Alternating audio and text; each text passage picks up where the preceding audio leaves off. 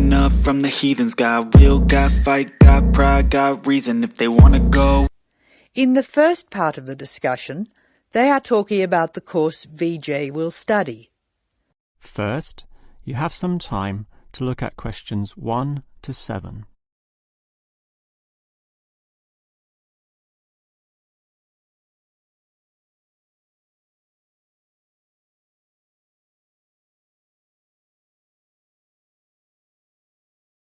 Now we shall begin.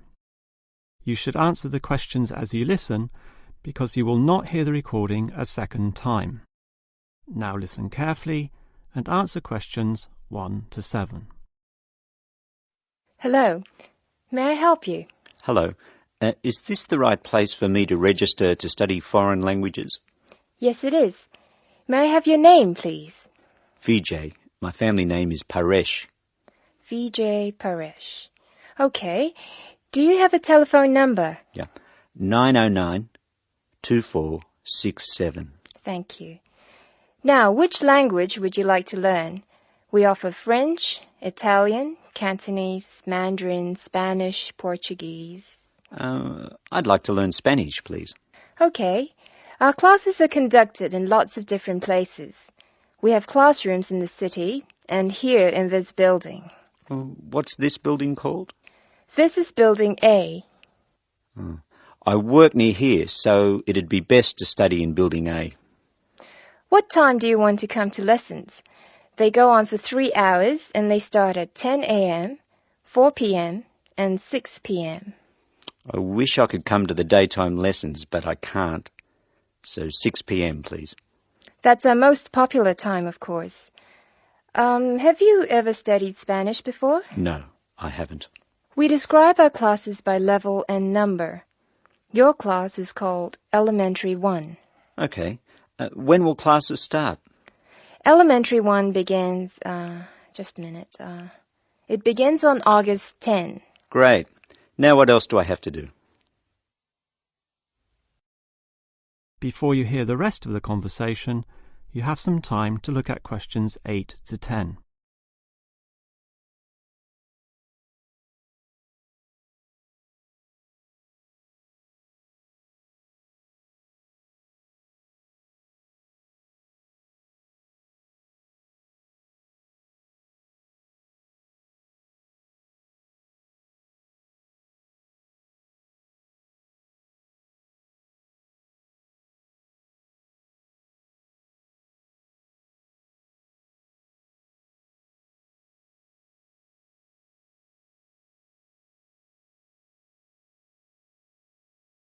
Now listen and answer questions 8 to 10. I'm sorry, Vijay. What were you saying? I wanted to know what else I had to do. Oh, of course. Please go to the building on the other side of Smith Street. I want you to go to the reception area first.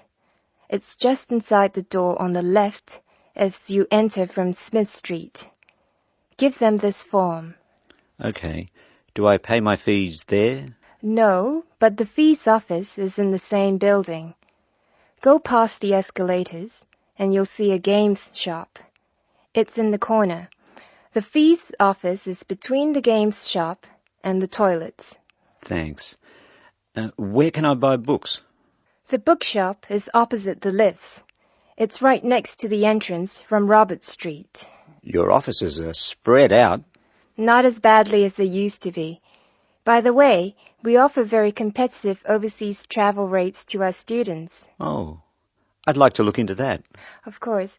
The travel agency is at the Smith Street end of the building, in the corner next to the insurance office. Thank you very much. Bye.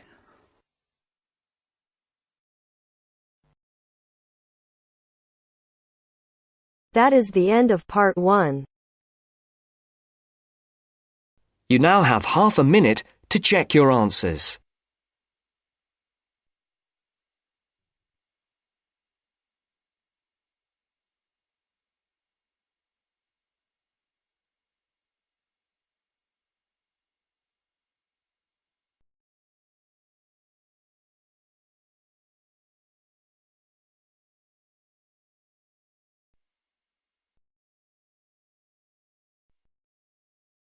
Now turns to Part 2. Part 2. You will hear a university administrator telling a group of new students about the central campus buildings and the facilities they provide. First, you have some time to look at questions 11 to 16.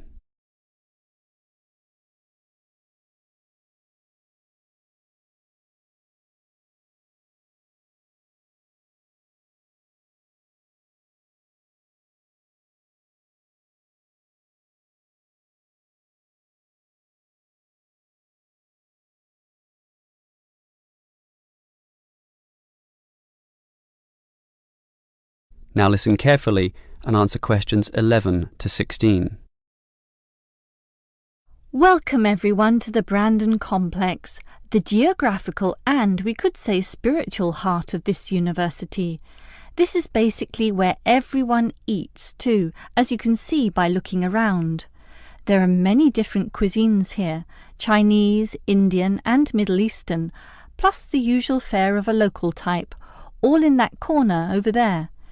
We have many shops here too, but the biggest is Wilson's, right there, providing clothing and hardware. That's next to all the restaurants. Now, on the opposite side of Wilson's we have 3 shops. The one in the corner there, closest to the restaurants, is for DVDs. Yes, the DVDs are cheap and affordable, and you can also rent DVD players as well. Moving on. In the corner directly opposite Wilson's is the Student Union office. Incidentally, you are all encouraged to join the Student Union, as a Student Union card gives you many benefits, including discounts on basically everything you can buy here at the Brandon Complex. Outside this complex, on the other side of the road, you can just see it from here in fact, is a building that we call by the rather unusual name, the H Building. Next to this, on the other side of some trees along the main road, is the Engineering Institute, but that doesn't have anything to do with the Brandon Complex. One last thing is that just outside this door, near us here, you can see a grassy oval patch. Well, that's the playing field for what we simply call the fitness room, which is alongside.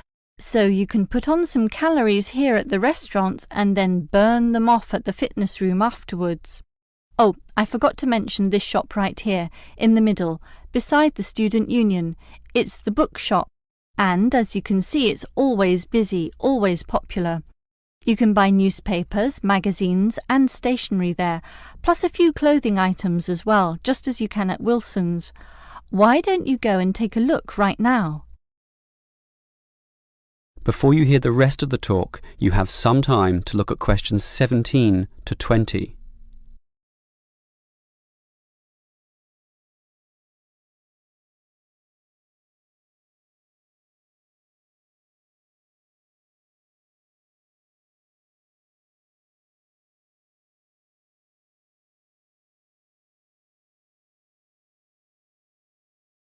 Now listen and answer questions 17 to 20. Now, I'd like to tell you a bit more about one of the buildings here, namely the H Building. Despite its bland name, you might be interested in what goes on there. It is our main recreational centre, with halls, offices and space available for a variety of activities, mostly for those who want to get fit. For example, if you're interested in yoga, you're in luck, since 4 days a week there are free yoga classes. They have several levels, so if you're a beginner, you'd have to start with that. You can check the schedules on the wall there. Yoga used to be at night, but now it's in the mornings, but not on Wednesdays. Along those same lines, there's aerobic dancing in the afternoon. This shares the same room as the badminton games, which are on Mondays, Wednesdays and Fridays. The aerobics are on the alternate days, Tuesdays and Thursdays, and it's not restricted at all. Everyone is welcome to join, although the instructor may divide you up, of course, according to ability. And, just to show how diverse the H Building is, there's even some spiritual solace available there, inside the multi-denominational prayer centre. with individual booths and a variety of holy scriptures and texts available to read from all the major religions of the world. That's open all day over the weekend, but not at night time when the rooms are for private booking. Finally, for those of you of a cerebral nature, the University Chess Club operates at night. That's open from 8 p.m. every, is it Wednesday or Monday? No, sorry, Friday. And I think it closes at about 11:30 p.m. So, there's something for everyone in the H building.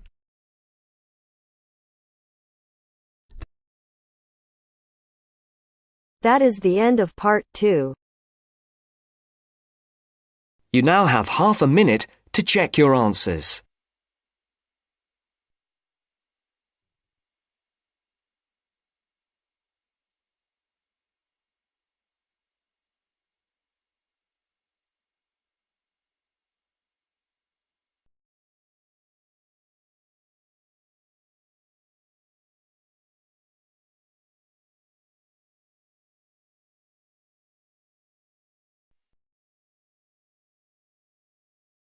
Now turns to part 3. Part 3. You will hear a woman talking about a number of different beaches to a group of tourists. First, you have some time to look at questions 21 to 25.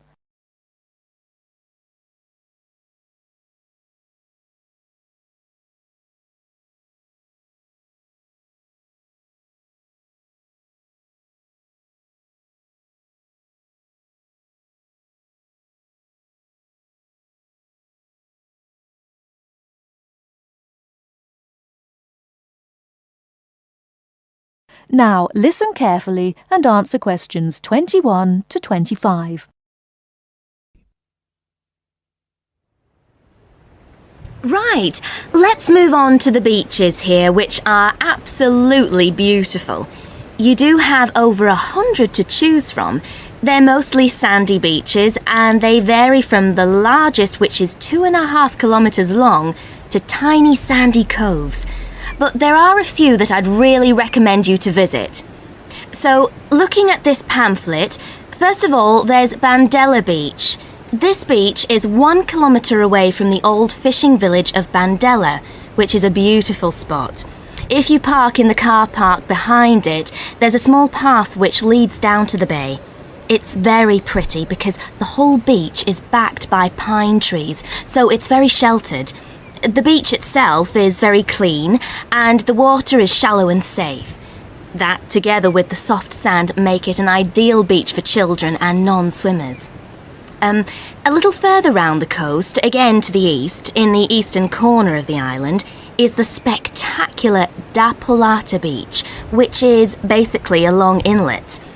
The land around this beach is marshland. It's all marsh, and there's a stream which winds through it, and the stream goes into the sea. And the beach has lovely pale gold sand.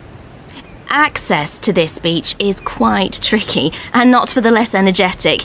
You have to go down a long flight of steps, 190 to be exact.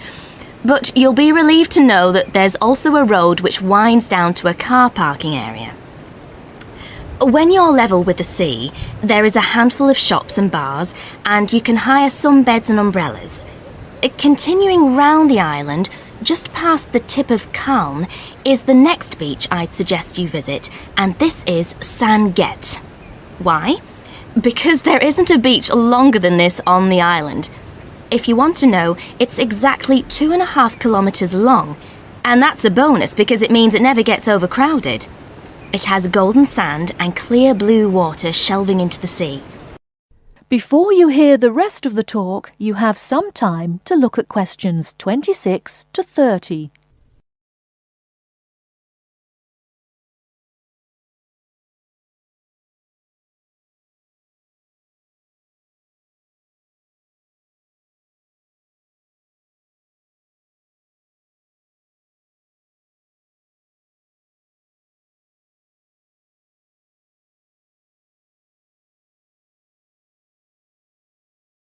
Now listen and answer questions 26 to 30.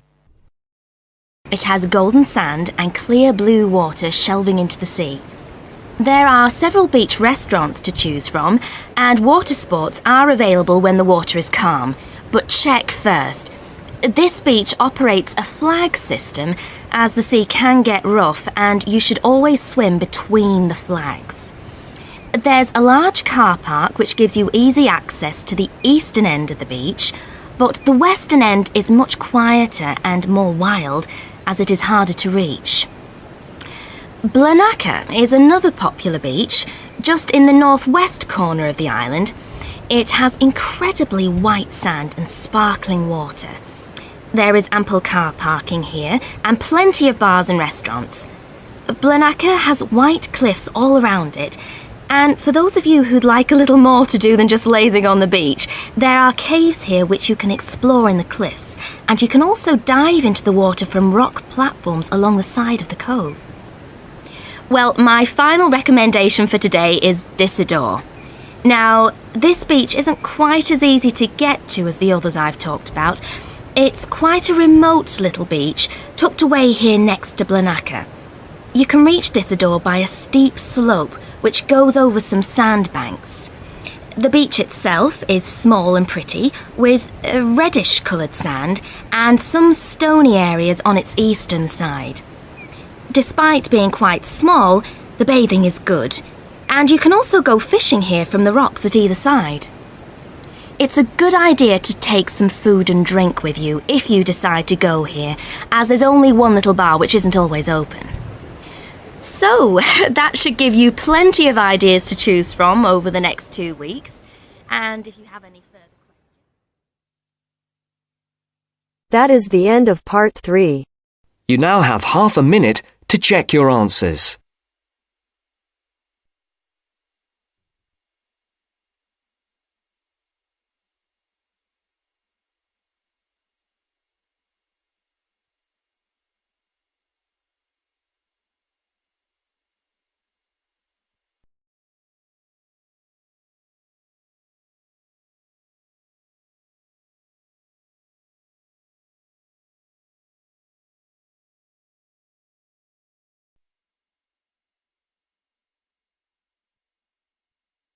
Part 4.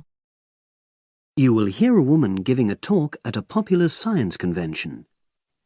She is describing research into artificial gills designed to enable humans to breathe underwater. Now you have some time to look at questions 31 to 40.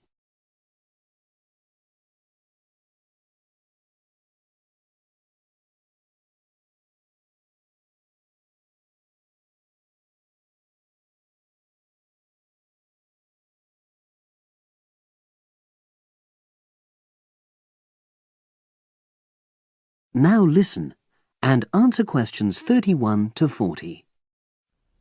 In my talk today, I'll be exploring the idea of artificial gills. I'll start by introducing the concept, giving some background and so forth, and then I'll go on to explain the technological applications, including a short, very simple experiment I conducted. Starting with the background. As everyone knows, all living creatures need oxygen to live. Mammals take in oxygen from the atmosphere by using their lungs, and fishes take oxygen from water by means of their gills, which of course in most fishes are located either side of their head. But human beings have always dreamt of being able to swim underwater like the fishes, breathing without the help of oxygen tanks. I don't know whether any of you have done any scuba diving, but it's a real pain having to use all that equipment. You need special training, and it's generally agreed that tanks are too heavy and big to enable most people to move and work comfortably underwater. So scientists are trying a different tack. Rather than humans carrying an oxygen supply as they go underwater, wouldn't it be possible to extract oxygen in situ? That is, directly from the water while swimming. In the 1960s, the famous underwater explorer Jacques Cousteau, for example, predicted that one day surgery could be used to equip humans with gills. He believed our lungs could be bypassed and we would learn to live underwater just as naturally as we live on land. But of course, most of us would prefer not to go to such extremes. I've been looking at some fairly simple technologies developed to extract oxygen from water, ways to produce a simple, practical artificial gill enabling humans to live and breathe in water without harm. Now, how scientists and inventors went about this was to look at the way different animals handled this. Fairly obviously, they looked at the way fishes breathe, but also how they move down and float up to the surface using inflatable sacs called swim bladders. Scientists also looked at animals without gills, which use bubbles of air underwater, notably beetles. These insects contrive to stay underwater for long periods by breathing from this bubble, which they hold under their wing cases.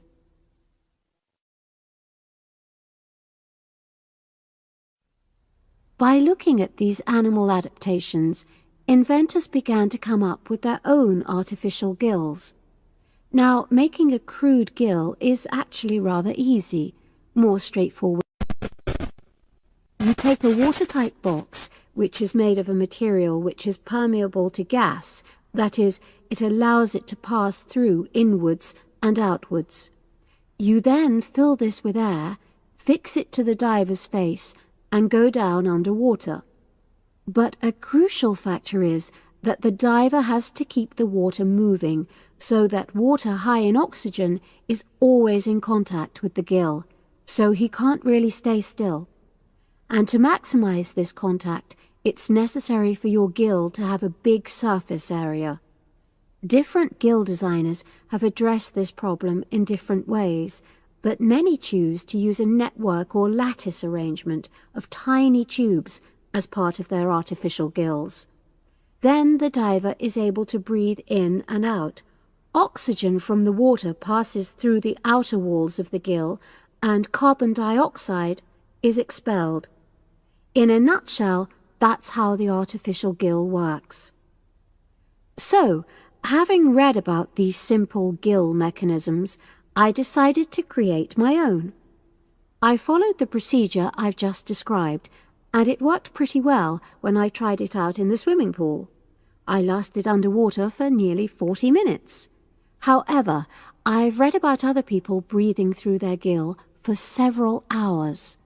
So the basic idea works well, but the real limitation is that these simple gills don't work as the diver descends to any great depth, because the pressure builds and a whole different set of problems are caused by that. Research is being done into how these problems might be overcome, but that's another story, which has to be a subject of another talk.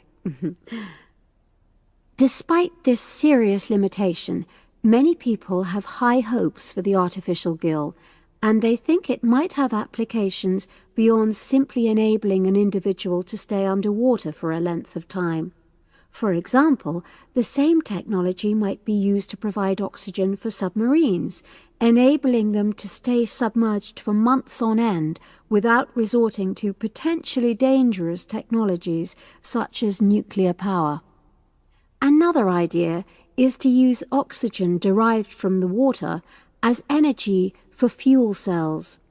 These could power machinery underwater, such as robotic devices. So, in my view, this is an area of technology with great potential.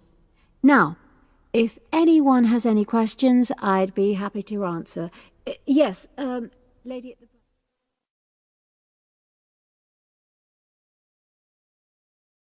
That is the end of part 4. You now have half a minute to check your answers.